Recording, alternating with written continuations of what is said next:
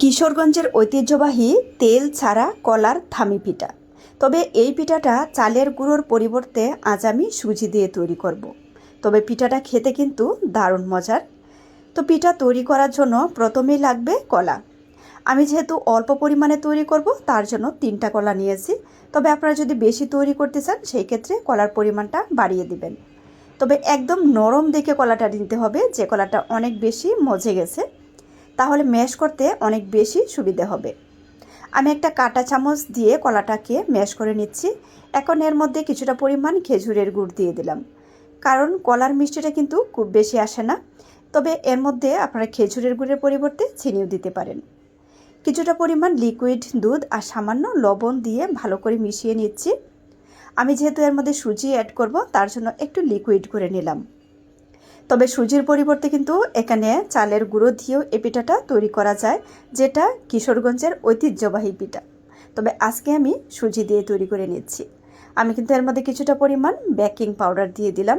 এখন হাত দিয়ে খুব ভালো করে মসৃণ করে নিচ্ছি, যেন কোনো রকম গোটা গোটা না থাকে।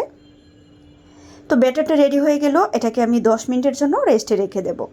এখানে একটা পাতিলের মধ্যে আমি হাফ পাতিল পানি নিলাম, আর একটা এরকম ন্যাকড়া দিয়ে মুখটা বেঁধে দিচ্ছি। একদম সুতি একটা পরিষ্কার ন্যাকড়া হতে হবে।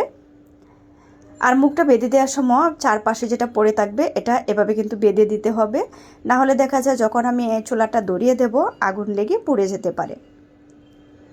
তো গিট্টুটা দিয়ে আমি মাঝখানে এভাবে একটু নিচু করে দিচ্ছি, যেন পিঠাটা যখন আমি দেব নিচের দিকে একটু পড়ে থাকে, তাহলে পিঠার শেপটা অনেক বেশি সুন্দর আসবে। একদম পরিষ্কার সুতি একটা নেকড়ে নিতে হবে। তো আমি পানিটা একটু ভাপ দিয়ে নিলাম, মানে পানিটা যখন বলক চলে আসছে ঠিক সেই মুহূর্তে এর মধ্যে আমি পিঠার ব্যাটারটা দিয়ে দিচ্ছি। এই পিঠাটা কিশোরগঞ্জের একটা ঐতিহ্যবাহী পিঠা। তবে আজকে আমি কিন্তু এটা সুজি দিয়ে তৈরি করে নিচ্ছি। তবে এটা কিন্তু চালের গুঁড়ো দিয়ে তৈরি করা হয়। ভালো করে মিশিয়ে দিয়ে এভাবে আমি ঢাকনা দিয়ে ঢেকে 10 থেকে 15 মিনিট জাল করে নেব। আর এই ছিদ্রটা কিন্তু অবশ্যই বন্ধ করে দিতে হবে। তো ফিরে আসলাম ঠিক 10 মিনিট পর। আমি একটু চেক করে দেখে নেব যে পিঠাটা আসলে হয়েছে কিনা। আর কলার পিঠা সাধারণত কালারটা একটু চেঞ্জ হয়ে যায় যখন সেদ্ধ হয়। আর যেহেতু আমি এখানে গুড় দিয়েছিলাম তাই কালারটা একটু লালচে কালার আসছে। তবে চিনি দিলে কিন্তু এইরকম কালারটা আসবে না, একটু ভিন্ন রকম আসবে। তো এটা কিন্তু অনেক বেশি গরম, তাই একটু ঠান্ডা করে নিয়ে তারপর আমি ন্যাকড়াটা থেকে আলাদা করে নিচ্ছি। পিঠাটা কিন্তু এখন একদম ঠান্ডা হয়ে গেছে, তো আমি একটু কেটে শেয়ার করে নিচ্ছি। কত সহজে আমি পিঠাটা তৈরি করে নিলাম। যাদের কাছে সহজ রেসিপি ভালো লাগে পেজ ফলো করে রাখবেন। তবে এই পিঠাটা খেতে কিন্তু দারুণ স্বাদের হয়েছিল।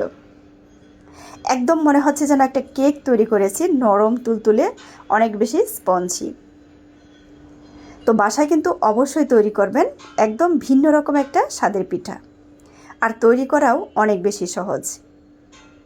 তো ভিউয়ার্স, সবাইকে অসংখ্য ধন্যবাদ রেসিপি দেখার জন্য। আমার চ্যানেলটি সবাই সাবস্ক্রাইব করে রাখবেন। আল্লাহ হাফিজ।